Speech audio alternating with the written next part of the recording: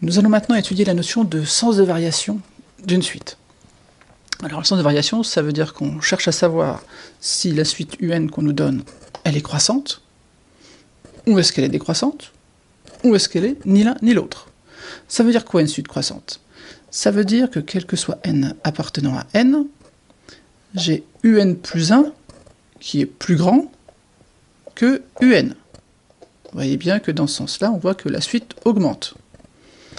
Si elle est décroissante, ça veut dire que quel que soit n appartenant à n, j'ai UN plus 1 qui est plus petit que UN. Et parfois, j'ai ni l'un ni l'autre. On verra un petit exemple tout à l'heure. Donc vous voyez bien que cette inégalité, c'est équivalent à UN plus 1 moins UN positif. Et pour une suite décroissante, c'est UN plus 1 moins UN négatif. Donc, vous avez compris que pour étudier le sens de variation d'une suite, on va étudier le signe de la différence entre deux termes consécutifs. On va prendre un petit exemple.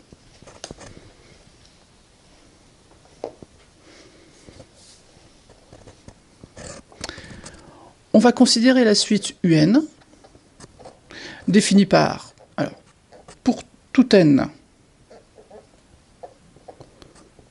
non nul, UN égale 1 sur n. Est-ce que cette suite est croissante ou décroissante? On va voir. Donc, on va calculer UN plus 1 moins UN. Ah, j'en profite pour transmettre un petit message.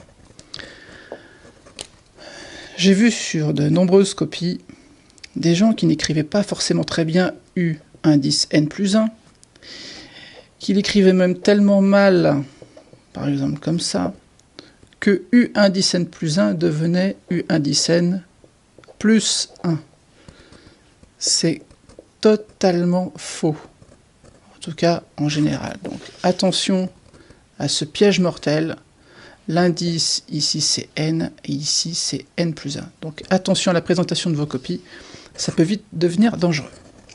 Revenons à nos moutons. Revenons à notre suite 1 sur N. Donc, on doit étudier le signe de UN plus 1 moins UN. Alors allons-y, on va remplacer. Donc c'est 1 sur n plus 1, d'après la définition de ma suite, moins 1 sur n. On va tout mettre sur le même dénominateur. Donc le dénominateur, ce sera nn plus 1. Donc j'ai n moins n plus 1. Donc finalement, c'est égal à n moins 1 sur n plus 1. Je simplifie, donc ça me donne moins 1 sur n plus 1. Donc la première étape est terminée, c'était le calcul. Maintenant l'étude du signe. Bien, ce terme-là, nn plus 1, c'est strictement positif. Je le multiplie par moins 1, donc la différence est strictement négative. J'en conclus donc que la suite UN, donc je la mets avec des parenthèses, est strictement décroissante. Je peux dire strictement, parce que l'inégalité qui est ici est stricte. Sinon, si je mets qu'elle est décroissante, ce n'est pas faux. Voilà comment étudier le sens de variation d'une suite. Tout à l'heure, je vous ai dit qu'il y avait des suites qui n'étaient ni croissantes ni décroissantes. Je vous donne un exemple. On va considérer la suite UN définie par UN égale moins 1 puissance n pour tout n. Là, ça marche aussi pour n égale 0. Et bien, calculons les premiers termes de la suite. Pour n égale 0, j'ai U0 qui vaut moins 1 puissance 0. Ça vaut 1.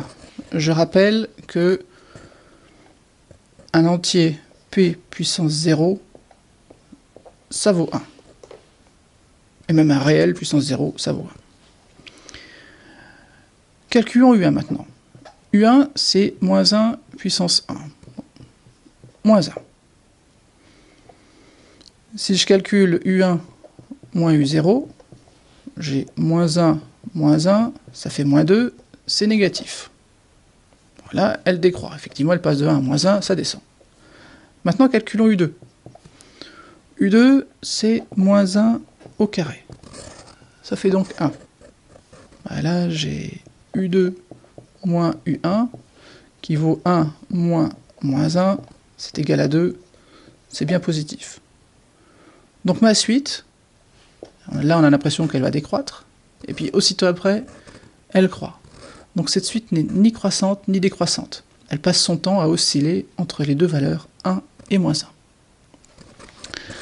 Donc, à retenir, une suite est croissante si on peut dire que pour tout entier, un plus 1 moins un est positif ou nul. Elle est décroissante si on peut dire que pour tout entier, un plus 1 moins un est négatif ou nul. Et dernière chose à retenir, la méthode pour connaître le sens de variation d'une suite, c'est de calculer un plus 1 moins un et d'en étudier le signe. Voilà, c'est tout pour les sens de variation. À bientôt.